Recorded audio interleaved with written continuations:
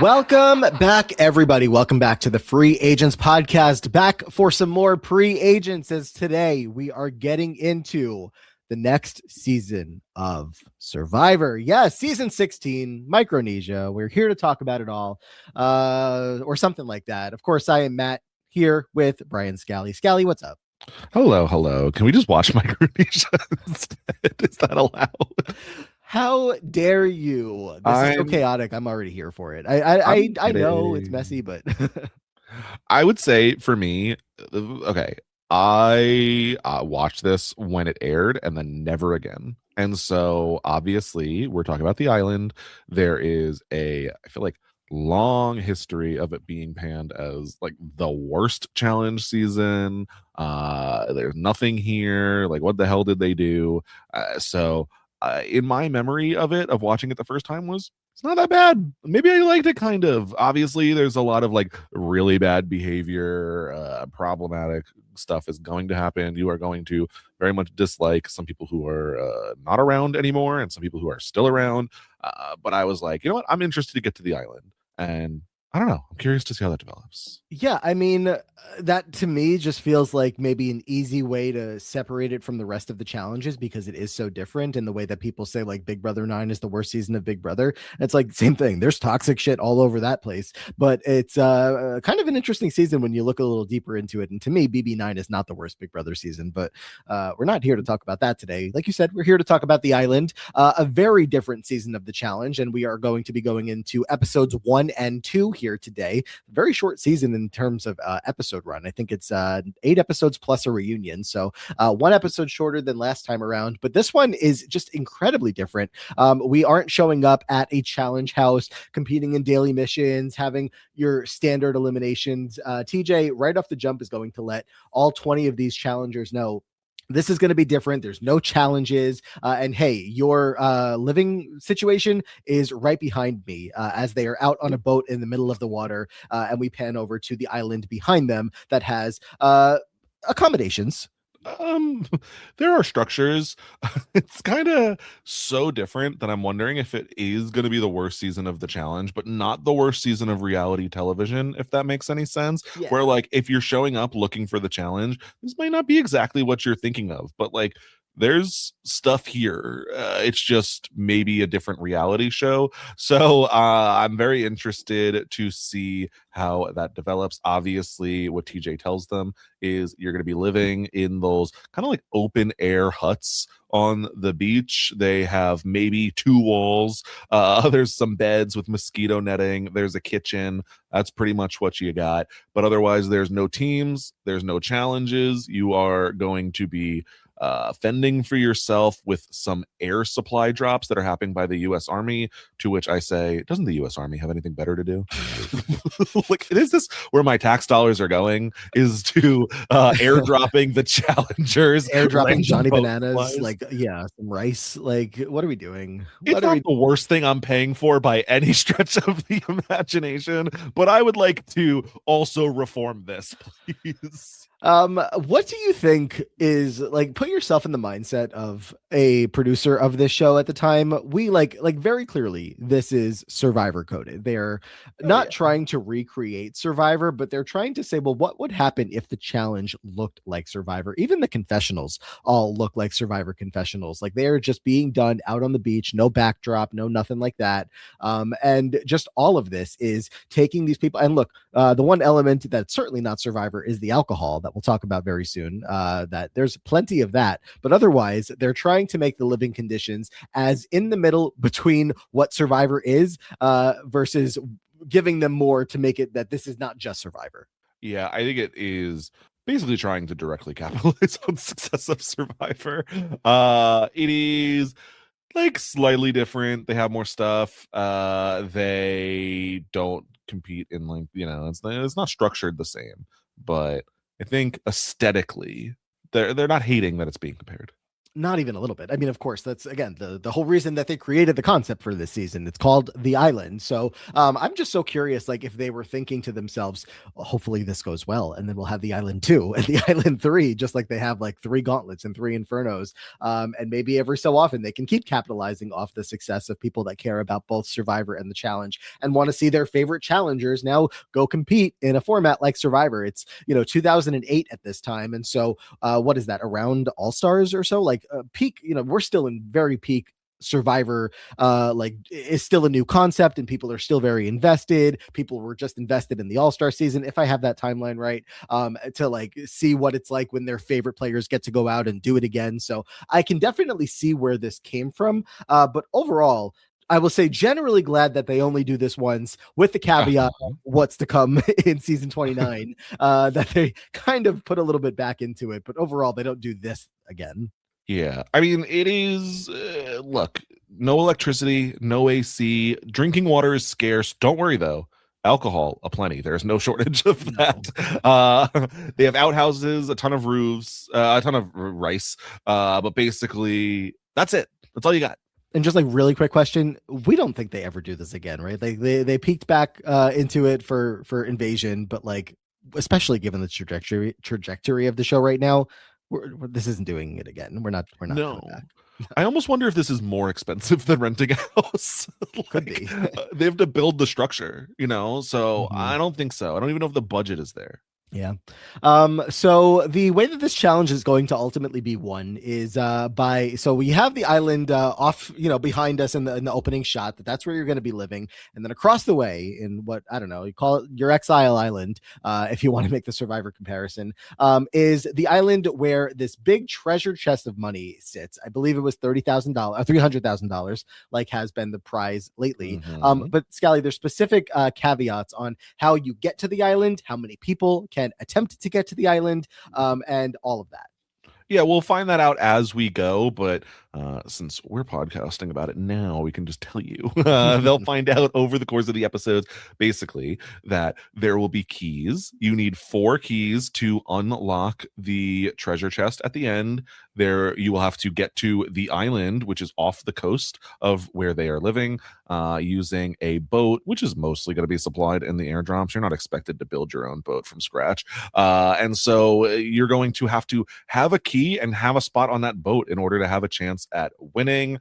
You can gain a key through a couple different ways. We're going to be having face-offs where 3 people will be voted into, or mostly just volunteering, to go into the face-off. There will be a winner of the face-off who automatically gets a key and gets safety, and there will be 2 losers who have to go face a public vote, one of which will be saved from elimination and get a key. The other will be sent home immediately. So yeah, now we're mixing in the big brother of it all. It's not just, hey, we're a tribal council, vote somebody out, which, by the way, we go to a set that is the elimination arena, which is giving tribal council vibes to an extent. I will say this elimination setup with this 3-tiered structure that everybody stands behind their name is one of the most iconic challenge settings that exists.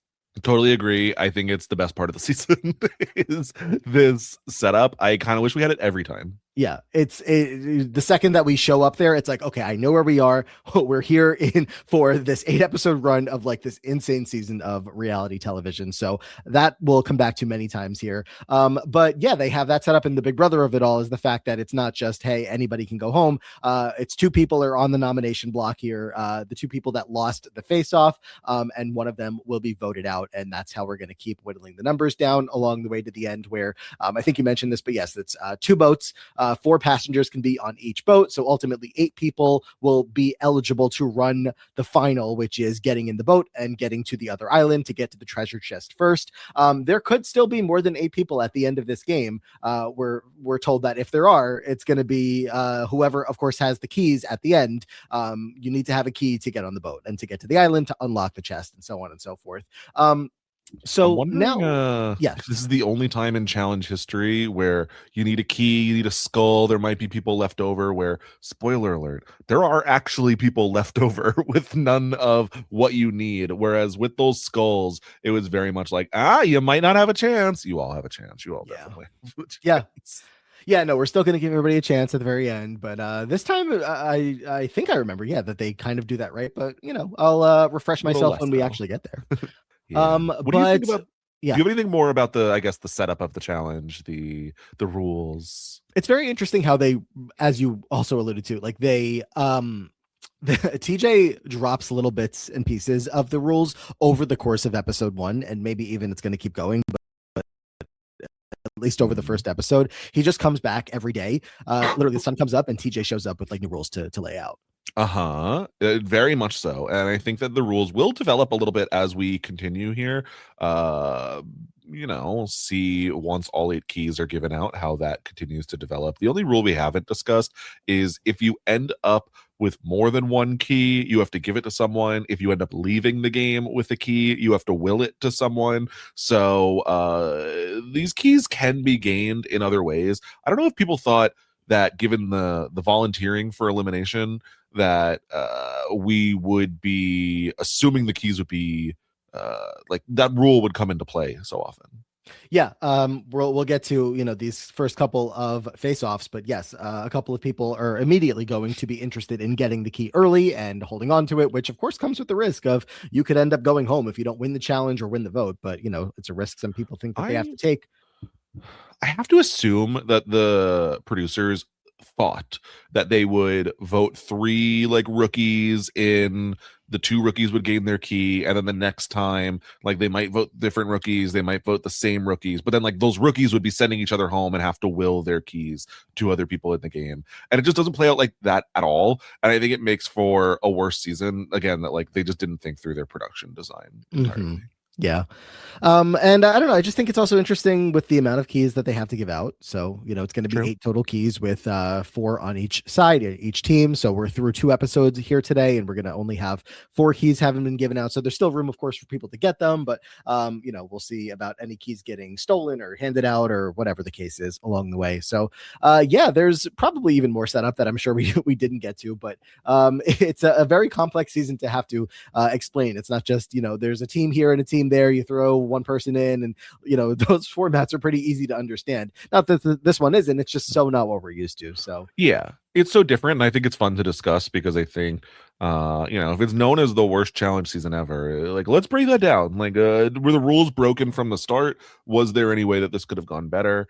Because the challenge has bad rules sometimes. yeah. I guess one of my only other questions in the lead up before we start discussing, I guess, what actually happens, etc., is what do we think of the theme song Yeah, or the Devour opener? by Shine Down. Man, I was not like vibing at first, but then you got to like the beat drop, and I was like, okay, this is a little bit more fun. The setup like on screen of just like each player gets like their own face popped up on the screen with their name below them. I was like, this is pretty standard. We've had better, but it's fine. yeah, that's exactly where I'm at. Of like, it's not the worst, but it's certainly not the best. It's just it is memorable-ish, but like there's nothing really that iconic here.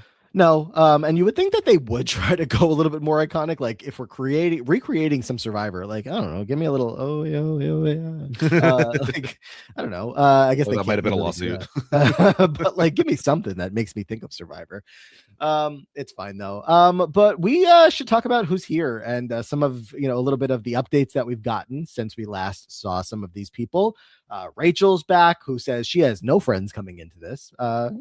Not sure that that's entirely true, but no, Veronica's not here. So She's alone and she likes it. Later, she does say that she loves Tanya like a sister, which, like, I don't know. I guess sisters fight, but certainly an interesting development. speaking of Tanya, she's moved to Nebraska, this very small town Nebraska, and she's cleaned up her life, and she's got this family now that she's so I feel like the same thing happened in the last season where she's like, oh, everything's great, like I have like this whole new life. So I don't know, long story short, Tanya's life just keeps getting better every time she shows up to a That's challenge.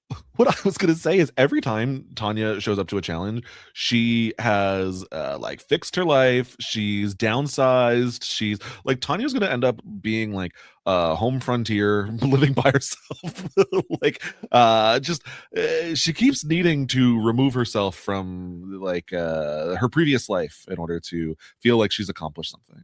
Yeah, and she shows up back to the challenge here, and we'll talk about throughout these couple of this episode that she's like immediately she wants to leave. She's like, you know what, my life is Yeah. good. What am I doing here? She's nervous and scared. This isn't what the challenge normally is. She had been so excited to come out here and show that she could handle whatever the challenge threw her way, but she wasn't expecting Survivor. So while she does not actually quit, there is a scene of her very much wanting to do Yeah. so. Yeah, they're like, Tanya, what's going on? She's like, I don't know, my brain, like, I don't have cute clothes. It's like, yeah, like that's valid. But she was excited to show that she's a new Tanya, and I think whether it be like the game getting to her right away or the conditions, probably some combination of all of the above. She doesn't really have a ton of friends on any season of the challenge, but especially now when a lot of people that she used to be appearing with have kind of stopped appearing. Tanya is not handling it amazingly. Yeah, I don't think we can bury the lead here because a lot of the setup in the episode is about the relationships that Tanya does not have.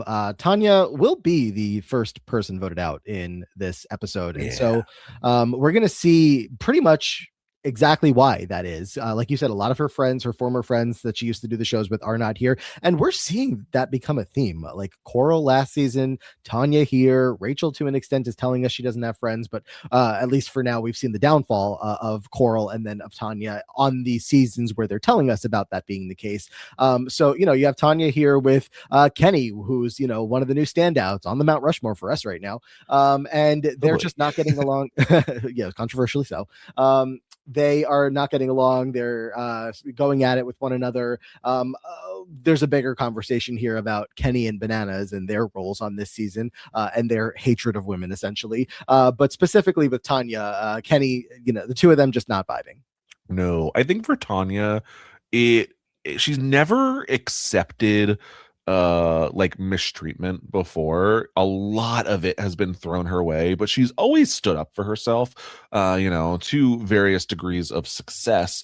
And so when she's here with some particularly awful men, part of me is like, is it just shown more? Is it like actually so much worse than some people behaved previously? Because we're getting like really bad levels of Johnny Bananas and Kenny specifically, like misogyny, just like absolutely terrible, problematic behavior. And Tanya's not going to take that quietly, whereas there's some other people on this season who are laughing it off or not the target of it.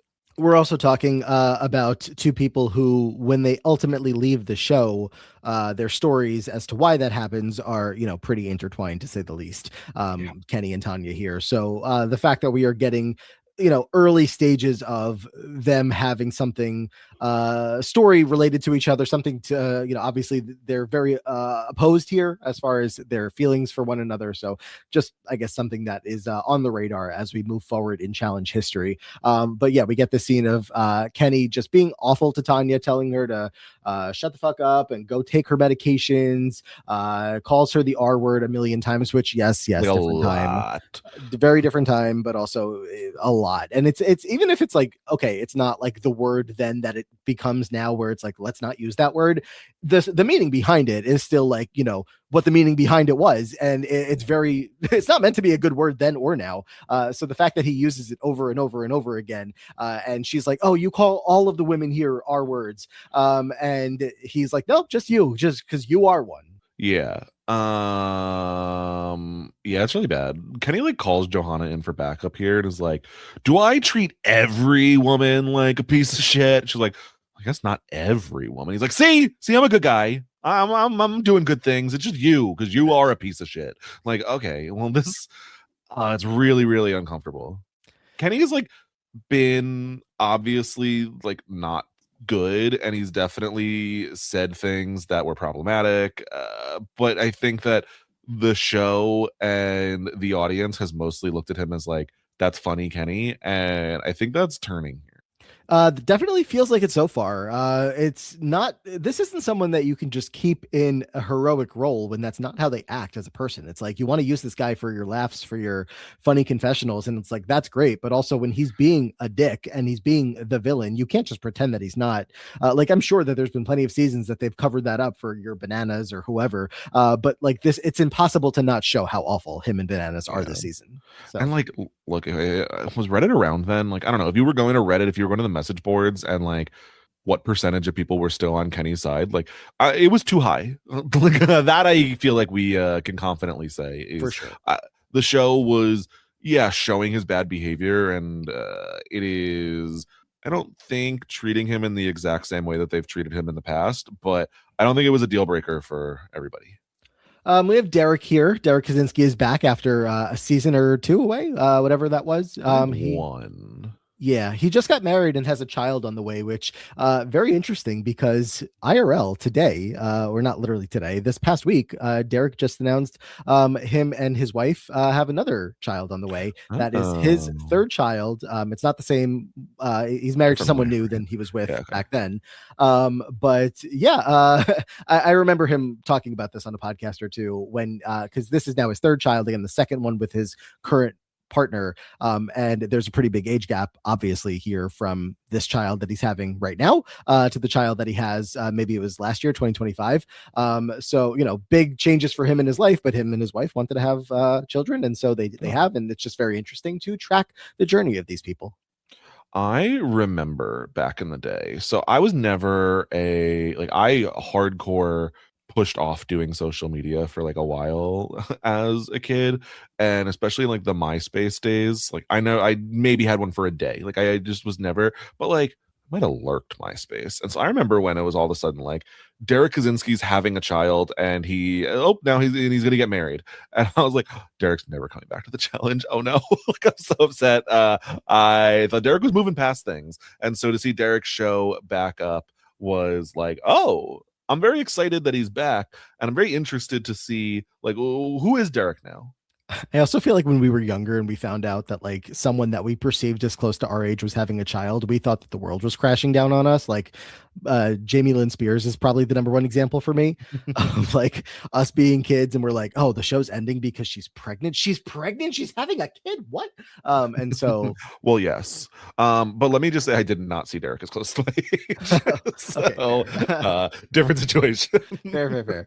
Kellyanne is here. Kellyanne making her debut and in a strong way, just being the bananas op in a way, voicing her frustrations with him in a way that was nice for me to hear because I was feeling those frustrations. I just wish that she didn't have to feel them personally because she was constantly being attacked by him. Yeah, showing up big on her first season. Kellyanne was a big character on her real world season. I don't know if she was like, oh wow, this is going to be, the next big challenger by any means, but I think it totally makes sense that she and Kohara are both here. Loki like kind of forgot that they were such an item on real world, and like it carries over a little bit into the challenge, but I'm very excited to see the birth of Kellyanne on the challenge. And speaking of, Kellyanne just gave birth, I think last year. So Oh, Kellyanne, another one added to the list of parents in 2026 here. I Carter mean, does say he would take a bullet in the ass for Kellyanne. that feels like it's saying something big, but in the ass, you're not dying from a bullet in the ass. Like I'm not gonna take a real bullet, but like I'll take a little bit of pain. I I'll get mean, stung by some wasp for Kellyanne. do you think he would keep that thought or whatever after she throws up in the bed right next to him? I mean, probably. When she just is getting a little drunk, she leans over the bed, voms all over the floor, and just smiles and lays back like she's so peaceful. Just like, oh yeah, my night's great. That's what they're up to. We meet Dan here. Dan is a big party guy. He's not letting Uh-huh. the elements intimidate him. So, he's going out there, getting drunk, pulling his ass out, making an impression on the house. I remember you said that you felt like Dan was someone that you'd remember in challenge history, but you had to remind yourself a little bit. Here's Dan. Yeah, This is Dan. I don't know if it's like already flooding back memories of like this specific person. It was just like the name Dan Walsh sounds familiar, and here he is making a very big impression in these first two episodes. Yeah. Dan is getting out of the Marine Corps. It's time to do something different. I don't know if the challenge was that something different that was meant for Dan. Spoiler alert, he gets very, very, very drunk very consistently. Very consistently, and he's going to at one point have a sit down with, I forget who, but he is talking about how he knows that he has a problem, which is not always the angle that we get from people drinking on the challenge having fun, but this seems like it's more than just him drinking on the challenge, where he is saying that he's not gonna get clean, get sober here, sorry, just get sober here, and Yeah. so yeah. It's with Ashley. She is like very real with him, where she's like, people are using you as entertainment. People are laughing at you. They're not laughing with you. People have to take care of you every single night. People are not, they don't have your best interest in heart. Like, I'm sorry, but like they're gonna view you as a liability. Like, I'm trying to look out for you. And Dan, I think, does recognize that like there's definitely a problem, but he says there's no rehab on the island. So I'm not getting good here, which is unfortunate because production, as we said, very little water, tons and tons of alcohol. And so production just keeps feeding him alcohol and keeps filming it. And it's like it's a tough watch. It is. And we'll save a little bit of what's going to happen with Dave for when that comes up. But Dave and Dan aren't going to be best of friends out here. Of course, they had to give me a Dave and a Dan and tell me to tell them apart. Luckily, we don't have to do that for very long because we're going to lose one of them here. But Dave apparently said, well, not apparently, we see the scene where he says to Bananas that he's got concerns about Dan. Bananas is very early on in his, I'm going to be a schemer days. But definitely we're seeing it here, and he's going to go tell Dan, one of them, about what the other one said, and then drunkenly Dan is going to confront Dave about what he said, and things get loud. Dave is interesting. I don't remember the Real World Hollywood particularly well. I feel like I liked Dave, and so I was disappointed to see how his storyline plays out here, but it was definitely interesting to have a newbie come in, think that they're going to really shake things up, and then take their ball and go home when it doesn't go their way. Quite literally. A lot of people realizing a lot of things about themselves while they are out here on the island. Yeah. So yeah, more on Dave to come, as he will not be spending much time with us this season. But what about all the hookups that are happening here? All of the hookups, we got aplenty. We got first, I don't know if foremost, Ryan making out with Ashley. All the guys are jealous because Ryan is willing to make out with almost any girl, and so why not? I will say Ashley's got a pretty big part of the season so far, just as far as like being present. I'm very aware of her when she's on screen. Pretty big in the narration of it all. She's got that scene that we just talked about with her and Dan. So I don't know. I'm just aware of her. I will say there will be people that will not make this season's Mount Rushmore that would have been the number one most edited person on many other seasons, because there's just so much time for confessionals and storyline when there's so little challenge.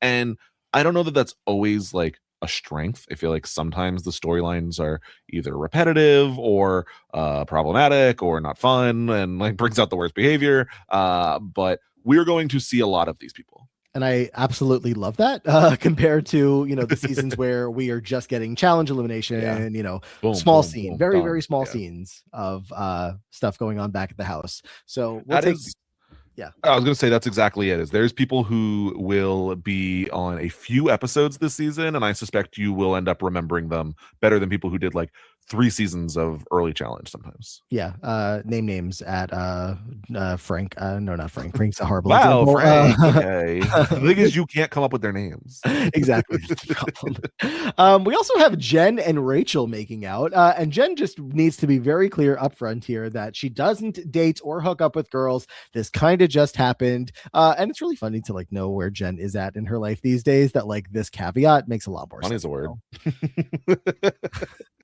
Um, For anyone who doesn't know, Jen's a big time MAGA, just like huge. biggest. Yeah, and so maybe the biggest, maybe the most. I think she named maybe, her gym after the MAGA acronym. That sounds right. Replacing something, one of the letters that fit her gym. I hate this lady.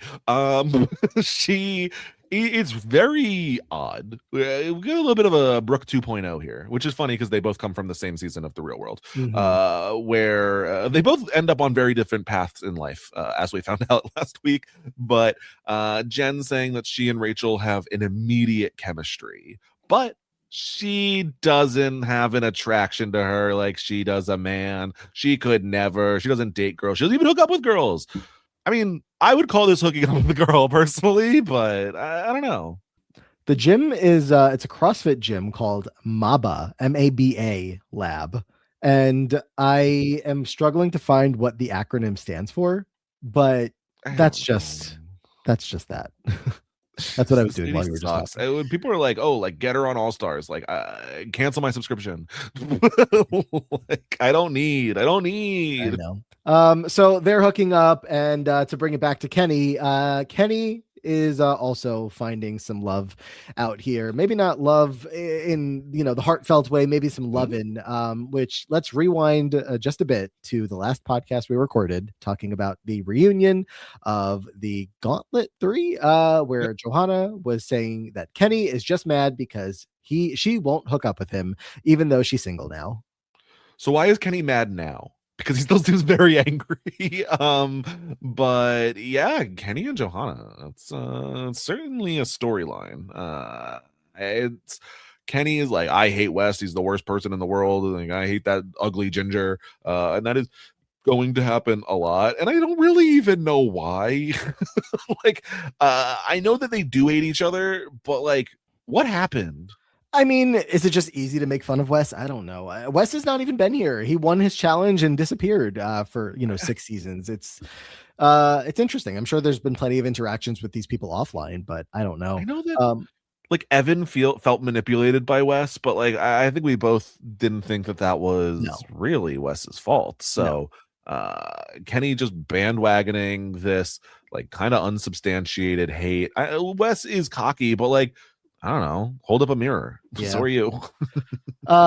They are just kind of cuddling up here and there, although later on we are going to get a scene of them drunk and hooking up all over the ocean, just on top of each other. People are watching and cheering them on. Kenny is going to have a confessional in all of this. He's like, girls are weird. Are they kissing you because they want to have a good time or because they want to vote? Like, I don't know. I mean, this could be for a vote, but like, I think she's having fun. I think you're both having a lot of fun. But hey, what do I know? What do I know? Indeed. I won't lie. I really do enjoy, like, I don't know. I don't enjoy Johanna this season overall. I am expecting, but I did like when Kenny's like, you're making us a target. And she's like, no, it's perfect. Everyone thinks we're just hanging out all over each other, hooking up, but really we're strategizing and figuring out the game. And it's like, I do like that. I do like someone who is playing a strategic social game, but also like using stuff to disguise. We get our first airdrop here of a bunch of supplies. We get some food. They get toilet paper. I don't know if we mentioned this specifically yet, but the bathrooms, the toilets, the showers are all they exist, obviously. So that's not Survivor like, but they're just in like these little like walled off areas planted in the woods nearby. That there are toilet seats and there are like water. There is water for showers, but it's not like the most ideal situation for these people. They get 4 rolls of toilet paper for like 30 people in how many days? And like they didn't have it for the first little bit, so I'm just like, what? Yeah. Well, they're not eating a whole lot, so I guess maybe that's not a big concern for them. But also, I guess no one's taught them the art of the aqua dump, so I don't know. Yeah. Plus, they're getting some material for the boats because each airdrop they are going. Airdrop means a whole different thing now than it did then. That they're going to be able to start putting the boat together, piece by piece. So that's that. And then the next time the TJ is going to come back the following day, he tells them all about the keys that everybody needs to get. He tells them what the face off is going to be, and how to handle all of that. So they were just pretty starving for not just food but also information about how the game was going to go. And the next big moment of gameplay is going to be us getting to the deliberation where it's time to figure out who wants to go in to get a chance to get the key again. But there's a chance also that if you don't win that, you could be one of two people to go home. Yeah. And of course, we have Abram on this season. So Abram barely even waits to hear the rules before he volunteers to go in immediately. They don't even have a discussion until after Abram of should it be girl/guy days? Like, would that be preferable, more fair? What's the thing? And Abram's like, I actually think there should be me, one other guy, and one other girl. I think that's what it should be if we're going to vote. Yeah, why not? I will say that I was glad that they figured that out by the second deliberation, that they should split up evenly and make it a little bit more fair. I don't know that Bananas was framing it in that way, but ultimately, if that's how it works out, then sure. Yeah. It worked out in such a manner. I'm curious to see how it continues to develop. Yeah. Kenny's also going to say that he'll go in again. There's just like this idea that, well, we got to go in and get our key to get to the island. Like TJ said, that the way to get there is by having a key. So, some of these people are, I guess, a little understandably saying, well, let me go get a key. So Kenny's going to agree to go in. And then when it comes down to, well, we think that a woman should go in as well. The names that come up are Tanya, Ashley, and Kellyanne. And that's the exact order, actually, of the votes that they are going to get. Tanya gets the most and ends up getting voted in with 10 votes, followed by Ashley with 6, and then Kellyanne with 4. This all goes back to what we were saying earlier, that Tanya just does not have the relationships here. There is a little bit of a sentiment also going on. Dan was talking to Dunbar about this, of like wanting to see rookies do well, possibly see them win. And so there's a little bit of like, can the rookies stick together to vote the vets in? And if there's an opportunity to, even if like a couple of one or two or however many vets defect from sticking loyal to their fellow vets, then the rookies can easily capitalize on that. And they do here by getting the votes on to Tanya. Mm-hmm. It's interesting. I'm not hating a rookie uprising. I would be interested to see how this continues to play out. But like, we have some interesting rookies here. We have a lot of them. So why not work together? And besides the rookies versus vets of it all, we are so back, baby. The men want the women out. Yeah, whoa. What? Yeah, Bananas believe it. immediately is clocks like, we need a male majority on this island. Bananas says that men are better mentally, men are better emotionally, men are better physically. He wants all men on his boat. Like, we are going to get to a point in the show where I guess production is like, all right, this is like never getting fixed on their end. Like, these sexist dudes are always going to be like their true misogynistic selves out there and want to get rid of all the women. So if we don't have, rules up at the top of the show to say, well, 2 men and 2 women can get on the boat, then the guys are always going to band up against the women and it's going to suck. But for now, that's not a rule. So they're going to keep doing this every single season. And no. Yeah. I think there's a little bit of a boys will be boys mentality going on in the challenge right now. Yep.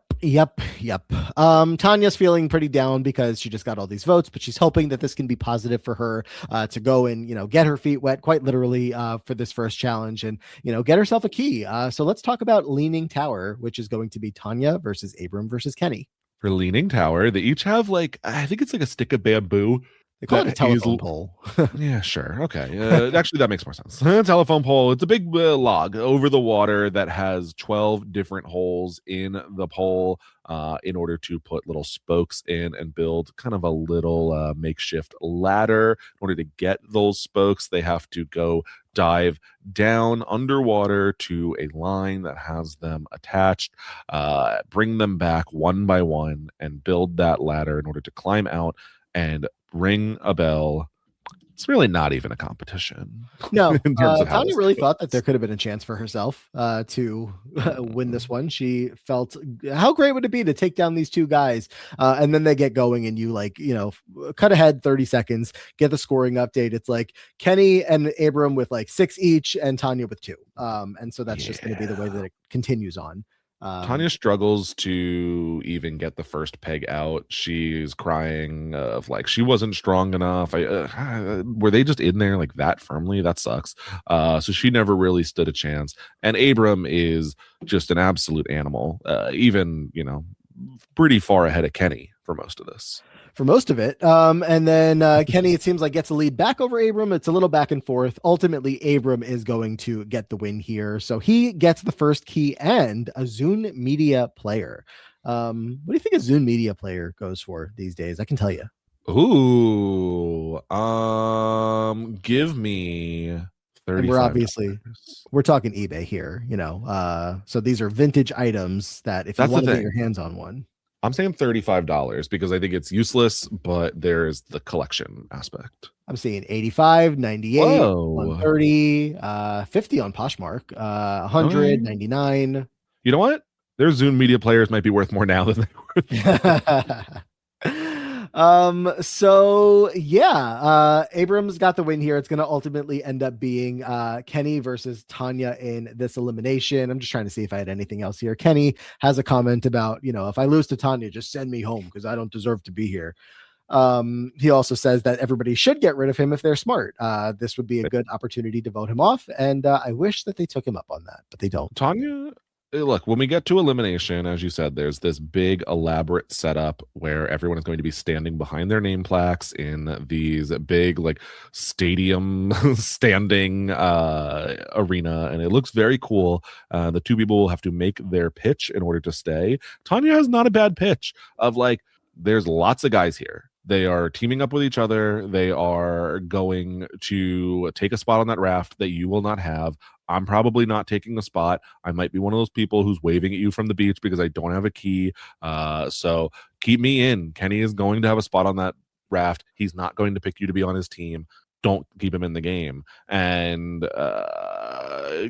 Kenny doesn't really have that much of a response. Actually, I was going to say Kenny has a decent pitch back, only Okay. just because of what we know just happened in challenge history. His pitch is basically don't let Big Easy make it to the end again. And if Tanya is pitching herself as a weaker player, don't let that happen to you at the end of this game, because he points out specifically, myself, Paula, Robin, we learned the hard way that leaving a weak player on your team at the end is literally a death sentence. So, while I think both are actually really good and valid pitches, I imagine that the fear of having a Big Easy on your team again is probably always. I think the Kenny always had the votes here because he has more friends and Tanya has more enemies, so it didn't matter. But like pitch wise, it was even to me. Okay, I get that. I felt like it was just so short, and I didn't think that he really needed that long of a pitch. So he kind of just like, whatever, here's my 2-second pitch. I understand why it's okay. My thought is, again, okay, you're glad to have Kenny there, but are you ever going to be on Kenny's team realistically? So it didn't make a ton of sense for, I think, a majority of the people, but I guess they're not thinking like that yet. With all of the vote, not all of the votes, with the majority of the votes going to Tanya here, she does get a decent amount of love and even a couple of votes to get rid of Kenny here that are just people that are trying to show her some love. Specifically, I believe it was Ryan, Derek, and Jen that all vote Kenny out because they want to, again, show Tanya some love.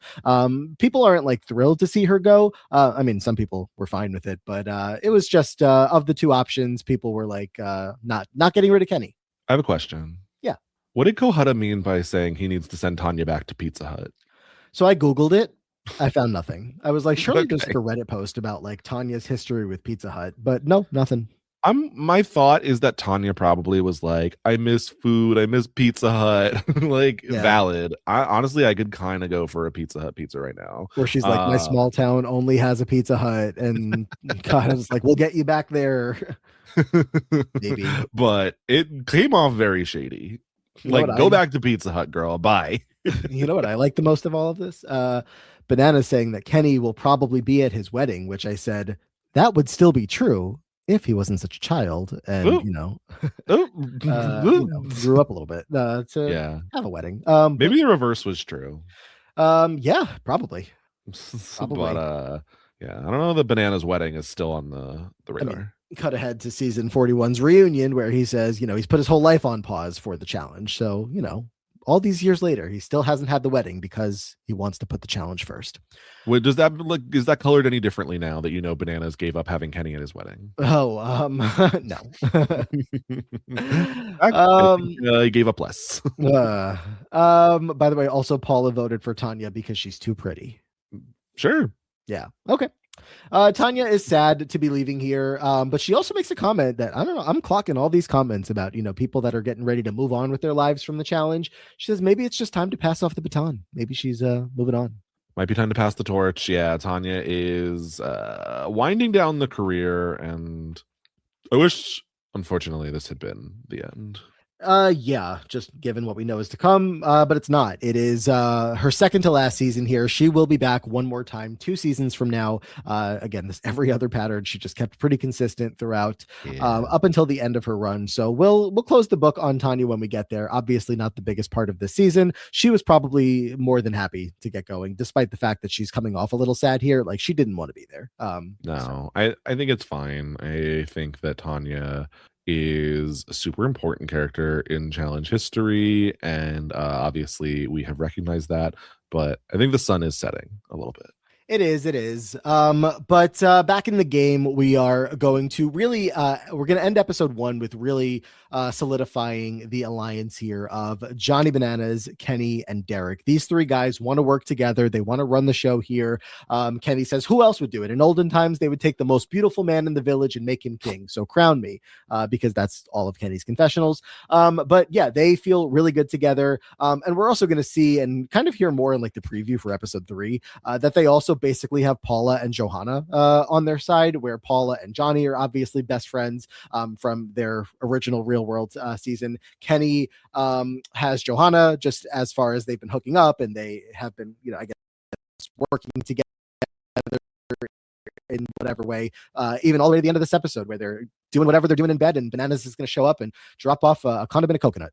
Yeah, this is really the beginning of, I know Evan's not here, but the JEK dynasty era of the challenge that I feel like was a big thing. It was, I don't know if it was self-promoted on social media or who branded it, but Bananas and Kenny are in lockstep. And, JEK and sometimes D. Derek is often associated here, and this is really the first season where that's completely on my radar. Yeah, I think that's totally fair. And I'm going to jump ahead a scene or two here just to keep it on Bananas, where we already talked about Kenny and how much he's being a dick, but Bananas being just as much of a dick. While these two are running the show, they're also being really awful. Oh, yeah. We have this scene here of Bananas making fun of Kellyanne specifically, but also making some digs at Robin, talking about both of their, why is medication coming up so much about like what these people are taking, but also their Botox injections, and just like any comment that he can make to make a dig at some of the women, specifically Kellyanne, he's going for it. Yeah, it's interesting because, like, I mean, how much Botox is Johnny having now? Which is fine, like, have your Botox, but like, it is always very interesting to me revisiting these shows, whether it be The Challenge, Housewives, etc., and seeing these people that are early on in their career, and they're like, "Oh, and you have plastic surgery, and you have Botox." And it's like, let's fast forward 10 years to see what you're doing, because you're doing all the same things. Mm-hmm. We literally get a montage here of Bananas just saying like awful things to all of the women, calling a dumb bee, and saying that women need to be told what to do. And like we have not been giving Bananas hasn't been like a fully fledged character so far. He's been like a heated competitor, I would say, at best, as what he offers to the show. But like we're finally getting into how other people view him and not just CT disliking him. And it's not good. I mean, Johnny Bananas has so far been on 3 seasons. He went home first in one. He quietly makes the final in another, but loses, and then goes home like third in another. So Bananas, not a big character. This is really the first season where I would say he's having a breakout at all.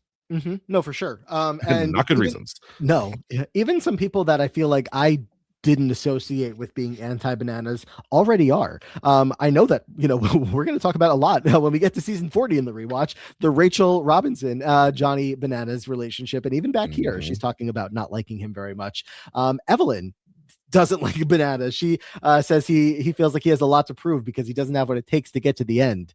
Like obviously Evelyn has a couple of times, so she's got that on him. And I mean, yeah, I definitely feel like there is a good amount of his insecurity that comes out in the way that he talks to people. Yeah, and of course now Rachel Robinson, like Johnny Bananas is a great guy. He's never been a problem. We love him. Don't criticize him at all. Yeah. I'm So gonna throw let's up flash back Evelyn. to this. Yeah. Well, elsewhere out here on the island, we have a couple of guys going out to, catch some crabs, to find some fruit in a tree. And, when you get to that tree that has all the fruit, very easy, just climb up and, get the Why fruit out, no not? problem. Why not? Apparently, a tree is home to a lot of very, very angry wasps. And Abram gets stung all over his body, including his lips, his chest, his back. I don't want to know where else, but they are swelling up big time. I just almost feel like this is closer to a near death experience than Veronica almost getting dropped, as high as she I don't was. know about that. I think that more painful physically, at least. Yeah, I don't know. Well, what if I mean, if he was allergic, he's Well, yeah, he's that's a big done. if though. It is, but that's a big if. I mean, I have a couple of questions about like their safety out here. And, while there's cameramen that are following these people all around, I don't know if it was a Dan or a Dave, but one of them was absolutely wasted in this episode out in the ocean, just like Think hanging out both. by the water. I'm like, I don't like that. Abram getting stung here in the way that he does. If I don't want you to have to go watch if you're not watching just to specifically look for this scene. But when we ultimately see Abram zoomed out a little bit, he has got stings all over his stomach, all over his chest, and specifically there's one on his lip that just has gotten his lip blown up to like the size of a balloon. They said it looks like he has a testicle on his face. And I he believe did, is yeah. the quote. So I don't know. It's not great. I think I was definitely more concerned about the people just falling all over, especially into the ocean, running off into the dark while blackout drunk. And camera people just like, okay, bye. Like, what? What's happening? I would have been home after getting stung the way that Abram did. I would have been medical, come help me and also take me home. I'm not I, f- I feel like by the time Abram does end up going home, they're mostly gone. medical. No, The stings. the stings. Like Yeah. his face isn't so blown up by the time he goes home. I don't know. I don't see medical either. So maybe they're also home. They could be honestly MIA. Let's talk more about Dave. And of course, this has to do with Dan and Dave. If only that they worked together. Wait, is that Tori and Devin's names? No, Dave and Just Dave. They're Dave both and Dave. Dave. There should have been Dan and Dave and paid tribute to Dan and Dave. Wow, From what a callback! Going back to Dan Walsh and Dave Molinsky. What is it? yeah, that. No, they're just both paying tribute to this Dave, who is, yeah, he's the one. Dave is throwing out Dan's name. It gets back to Dan. Dan is going to call him out about it. And so, all right, that's kind of settled itself out. But next thing you know, now Dave is going to be running around drunk out of his mind. They say he's drinking like a fish. And all of a sudden, Dave is packing his bag to go home. Yeah. Previous to this, there is a confrontation in which Dan waits till he gets drunk to confront Dave about throwing out his name, and Dave has some like not so bad words, but basically is like you're a weak player, you're just proving it by getting drunk. And Dan's like, that's the worst thing you could have said to me. Little bit of like CT drunk energy here, kind of vibes of just like looking to get violent. Not the most stable person, maybe falling around a little bit. And I think that when someone tells you they want to slice the throat off your shoulders, I'm not so surprised when Dave gets drunk that he's just like, you know what, I'm actually gonna go home. Like, this isn't really working out for me. Yeah, he does eventually agree to stay until the morning to decide later after Jen talks to him. But when the morning comes around, it's not gonna be much of a different No. story. He still would like to go home. He says he's got so much good going on back there. A couple interesting comments while this is all happening is Rachel calling out that a guy was the first to crack, not a woman, even though all the women are perceived to be so weak. So, that's the one thing Rachel doesn't ever get wrong, standing up for the women on the challenge. And then Kenny gets dunked on here. Did you catch all that? Oh, wait. Tell me how. Where Kenny's like, where do they find all these new guys? And I don't know who it was. Oh, yeah. But one of them is like, well, where do you come from, Kenny? You don't even have an original show. Get his ass. It's like, oh, where do they find all these people? Where do they find you? How'd you get here? What are you doing here? But yeah. Also, Kenny, like, okay, you've been on 3 seasons. Like, I don't know. I guess for that time, that was a lot. I mean, yeah, he's on the Mount Rushmore right now, and I know it was a little bit more me pushing for it, but still, just it's yeah. So Dave, with his bags having already been packed, TJ's going to show up, and of course, we've already gotten to TJ hates quitters, like that's already been established. But it feels like he's really found like, this is my thing, like this is firmly my thing. So when he shows up and he's heard that someone wants to quit, he's going to make a moment out of it. Yeah, it's just like, okay, you know how much I love these quitters, but Dave is kind of resolved. He basically has like his head in his hands on the table. He's like, I'm good. I'm actually, you know what? I'm hungover. I don't want to be here. I have this girl that I've been talking to for 3 days at home that I apparently desperately need to get back to. So I'll probably regret it, but I'm leaving. I'm just like thinking ahead to what's that man's name? I think it was Brandon that quits on like one of the late 20s seasons that TJ, like that's one of like the biggest quits of TJ's like career. TJ almost punched him in the face. Yeah. And it's like, we're seeing early signs of that here, but obviously not to that level yet. But he says, the challenges aren't for everyone. And they're clearly not for Dave because he's gone never to return. Which is so funny. I feel like if you watch The Real World Hollywood, to my recollection, it feels like Dave would be like a guy that's coming back here. It feels like he enjoyed it. He was down to game. He was down to play, and do the challenges. And just, as he says, might regret it. I don't know if they ever call Dave again. I would be so surprised. I mean, actually, no, I wouldn't be because I feel like they've called quitters plenty of times, but like Cameron got a call.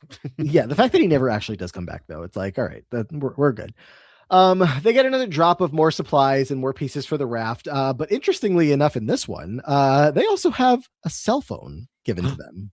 Ooh, I don't know how they know it has exactly 10 minutes left on the battery, but there is going to be quite the competitive call for like who gets to make phone calls, what's getting talked about, because there's very little to do. Yeah, I think there was like a note on the phone that said that they had 10 minutes of like time to talk. That they had to split up is what I thought was going on. But yeah, Abram is going to get the first call. I assume it was, hey, you just got stung and, you're going through it right now. So here, also he is going to make a big deal out of this because he's got this company back home that he really needs to check in on. He's not even talking to his partner back home. He's got a girlfriend, I believe he was just talking about earlier, but he's got to call his company and make sure all is good. So between the bee stings and, the importance of this call, he does get the call. But unfortunately for him, the call doesn't go how he wanted it to go. No. Apparently there's a big job and people aren't getting paid. The money's not all going through. And it's a big problem for Abram. Yeah. The company could fall apart while he's gone. Yeah, and that's going to be pretty distracting for him as we go forward into the game if he doesn't take care of it. So we'll come back to that in a second. But I think the only other people that got calls were Ryan and Bananas. I didn't see if anybody else did. So we got to see at least. And Bananas is like, "Hey, mom, love you. Bye."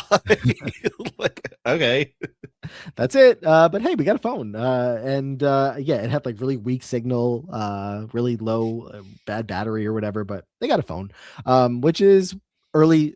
Is this the earliest sign of no, it's definitely not. I'm an idiot. No. Of people calling home that's been happening since the beginning. But we just know that like today in the challenge, they literally get FaceTime calls with people back at home, once a week. Yeah, it's interesting because that's always been so standard in this time. It's like, you got split up 10 minutes. Good luck. Yeah, I always wonder, like, also, like, whose phone are they calling on? Is it the same, like, T-Mobile Sidekick that they get their challenge? Like, hey, line up at 3 a.m. for tomorrow's challenge. Like, is it that phone that they get to use to call? Ooh, I think it's a burner. They buy minutes. And that's how they knew they only had 10 minutes. And it wasn't a battery issue. We get to the deliberation, and Johnny Bananas has an interesting plan for this one. It just doesn't go how he expects it to. Yeah, since last time went so smoothly for those that volunteered, Bananas, has been talking to Kenny, has been talking to Derek. They want to make sure that they all have their keys. So Bananas and Derek are going to immediately volunteer, and then they'll just vote in some weak guy because no one would ever want to go against Bananas and Derek. Except you got a wild card out here, and his name is Abram. Abram, who already has a key, and TJ is going to be very confused when he arrives and finds out that Abram has volunteered to go in again because Abram already has a key. Abram is down to go in. He's going to nominate himself as well, which sends Bananas into a huge bit of terror because that's not how this was supposed to go. He's not supposed to have to go compete up against Derek and Abram to save himself. And Kenny's going to point out, you probably need to win this or the women are going to vote you out. Yeah, this is not necessarily Bananas' ideal situation. Thought he would get an easy ride. Let's vote in someone who's probably not so good. But unfortunately for him, he's going up against like kind of two crazy people. And Derek is a little less crazy in his everyday life right now. Feels like he's really calmed it down. He's been one of the voices of reason, talking about specifically like, Dan's not registering like the toll that alcohol will take on your body, which very funny when you look back at first season Derek. But Bananas is, I would say, has that like doesn't have that dog in him in eliminations the way that Abram and Derek do. For sure. We know Bananas will at least get one or two times over on Derek over the years, but not in this type of elimination. No. I also find it so 2000s coded, or maybe it's even still today coded, and I just want to pretend it's not, that like these guys wear it as like a badge of honor that the women hate them so much that like they have to win or they're going to get voted out by them. They're like, because they hate you so much. It's like, yeah, then maybe don't be such dicks, but that's not the answer. Let's go to the face off, which is going to be ring wrestle. And literally Bananas' worst nightmare up against these two opponents. Yeah, not really ideal. Ring wrestle is actually something that we see way down the line in an elimination for the challenge 33 War of the Worlds, but we are going to have a ring in the middle of all three competitors. They will have their hands on it and have to try to get it out of the hands of their competitors in order to score points against them. So basically all three are holding on to the ring. You have to get your opponents to either let go, touch the rope, or leave the boundaries. If they do any of those things, they get a point against them. First person to get 2 points against them is eliminated, at which point it will move down to a one-on-one battle with a smaller ring. Playing for a Voodoo BX 100 digital media player that plays movies and TV shows. eBay price on those, what do you think? Ooh, this is so interesting. I'm gonna go $60. Lower this time. I got $28.50. I got $30. One's a little close and $49. So no, you're near there. I failed this. I don't know what's so easy to come. I guess these are easier to come by than the little handhelds, whatever they got earlier. Anyway. Yeah. I did look this up. I was like, what the hell is this? I think it's just like you can rent movies off of it. Yeah. Like, apparently. So I still have to pay for the movies. Yeah, it's the box to get the service. Like it used to confuse me so much with Netflix when Netflix was just like not what it is today. I didn't know what was going on, but I wasn't old enough to care. That wasn't my decisions to make. If I could go to like the 7-Eleven box and rent a movie from the Netflix thing, then sure. But I don't know. I was red boxing for $1 for sure. Yeah. So we're gonna see this play out where Abram gets eliminated first in this. He gets 2 points before. Well, Johnny gets a point at one along the way. Abram gets 2 points. Basically, got teamed up on by Johnny and Derek. Oh, easy for sure. Yeah, I mean, Bananas immediately was like, I don't want to go against Abram, and I want to work with Derek. So, Derek, how about we work together to get Abram eliminated? Works for Derek too, because as he says, I'd really rather go against Johnny in a one-on-one than Abram. So not a big problem for either of them. And then once we get to the next round, after Abram is no longer in contention to get the key, it's Johnny versus Derek. And Johnny's got, this excuse and that excuse as to why he lost this one. I took my hand off the ring because he was doing it already and blah, blah, blah, blah. I was trying to get TJ's attention, but you lost. It's over. Yeah, he claims that he thought Derek took his hand off to switch his grip. They had to hold both of their hands on the ring, like over the ring rather than like under or like, switched up grip, whatever. And so he thinks that Derek changed it, but it was just like Derek's forearm bending. And like even went back and watched to see like, was this a bad call? But no, Bananas took his hand off to be like, like he cheated, he cheated, he cheated, he cheated. It's like, no, you just got yourself eliminated. Yeah. I mean, I would say rookie mistake, but at this point, like, how many times have you gotten eliminated from the show in the times you've been on? So, like, you should be picking up on these things by now. But this is a pretty big deal because now Derek has the key. It's Bananas versus Abram going into this elimination. Kellyanne gets the next confessional here. She's so happy. She wants to send Bananas home so bad. But big but here. Before we get to the elimination, Abram is going to be talking to us about how he loves being on this island. It's great. He has no problems with it. Bee stings aside, he doesn't even care. He has to go tell everybody that he has to go home because that phone call he got basically alerted him to he needs to be there. Yeah, I think not telling everyone what they were signing up for has created some big problems on this season. Where you get that initial freak out of Tanya of like, I didn't expect to be living outside. Abram, I don't have phone, I don't have internet, I can't keep in touch with my business. Like, this isn't what I signed up for. I thought that I would be able to run things from home, and it's become very clear that that's not the possibility anymore. So I need people to vote me out. I need to go home the proper way. Yeah, and it's not just Kellyanne, it's Rachel and Jen that also are like so excited about the idea of getting Bananas out of here. And they like Abe just fine. Rachel especially, is, got some history with Abe. Let's not forget. Let's not forget our challenge history, people. But Jen is also, just they're happy to see Bananas go here. When we get to the elimination, Abram makes his pitch. I have to go home. Basically, please send me home. And Banana's making the pitch of like, well, Abe said that he's got to go home. So hopefully, that's enough for all of you to send him home. Coley, I think, is the one specifically that says that Abram is doing this the right way, unlike Dave. At least Abram is bringing himself to the arena to allow himself to get voted out in the proper way. I was so excited that there was potentially this plan because Jen's right. If we vote out Abram, he has to quit the game because he wants to go home. And then he gets to give away 2 keys and we eliminate 2 big guys. That's phenomenal. Let's do it. What the hell? These people who are not voting out Bananas. I'm looking at especially like a lot of these guys who I think are just like, oh, like we're going to honor Abram and we're not going to scumbag Bananas. Like he'll scumbag you, scumbag him. It really does feel like a little bit more like, sending love to Abram, like who they must have connected with a little bit better of like, this is what he wants. So we want to give it to him. Ugh. Yeah. Vote him out. Vote out Bananas. Abram will quit. You lose 2 for 1. It's amazing. It should have happened. So shout out to Ashley and Rachel and Robin and Evelyn and Jen and Kellyanne, who all do vote out Bananas. I want to say just like, I don't know that, the next time we update our top whatever list of moments from the show, this is going to be in heavy consideration for me of Abram asks to leave and Bananas still almost gets voted out. Like, I genuinely just had to take a minute to be like, this is great. Like, I am so like Bananas is talking before this about how he doesn't want people's apologies if they don't vote for him. He's telling us that he's not going to kiss anyone's ass for a vote. Like, I mean, like we know Bananas today, like will do the sucking up. Like he's going to do whatever he has to do to stay and win.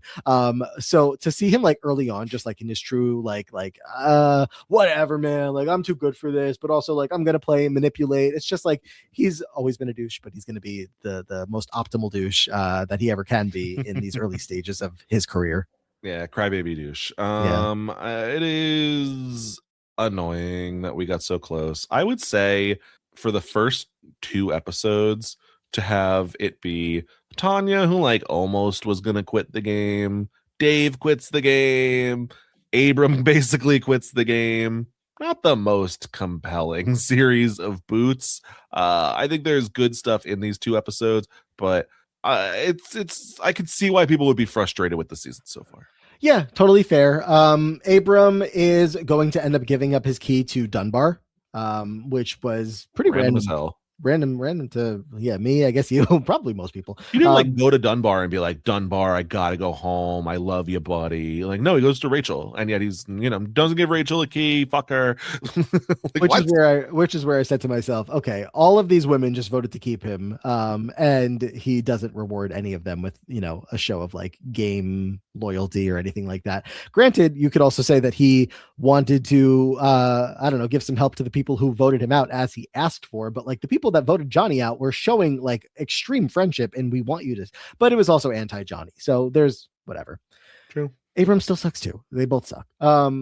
But Abram will be back. Obviously, he's not done yet. 3 more times in his career. But his next time up is not until 4 seasons from now. He might be the like number 1 most spread out person over his career of non-active players. That'll be possible. I wonder if we could take a look back and see if that's the case. Yeah, I don't know like the exact metric of what I'm trying to say, but just like his career is spans over the course of basically all the way into late 20s of the challenge, but he's not someone who's still actively competing, which is a good thing. That's a good point. Yeah, that's very true. Who have we not talked about today? We talked about Ashley. Coley and Jen are both here, and we've talked about them bits and pieces. They've gotten some screen time, but just nothing like notable story wise. Yeah, I would say, especially for being like newbies on the scene, getting pretty decent edits.